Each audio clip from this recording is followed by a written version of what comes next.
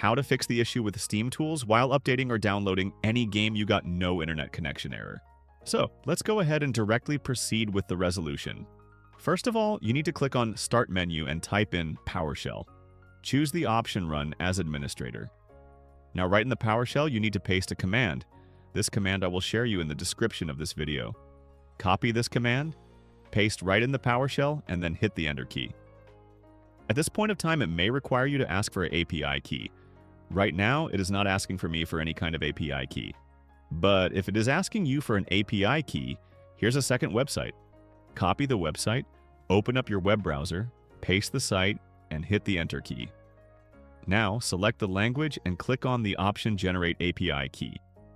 Once the API key is generated, copy the API key and write in this PowerShell, press the Ctrl+V key to paste the API key, and after pasting the API key, it will ask you to enter the Steam app ID. Now to find the Steam app ID, you need to launch the Steam, go to Library. Now you need to go to the properties of the game that you are trying to download or update.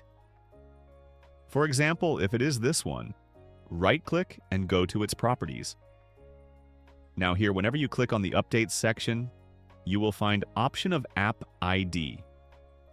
So right over here, type in the app ID. After entering the app ID, you need to hit the Enter key. You can see it will start to download the files that are required, and once the download is completed, it will asking you to press any key to exit. So press the Enter key and this will exit the PowerShell. This is not in my case now, because I chose a random game. Now close it.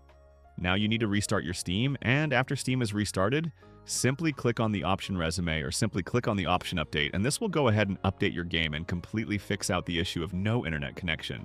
If this video helped you out, please like and subscribe for more tips.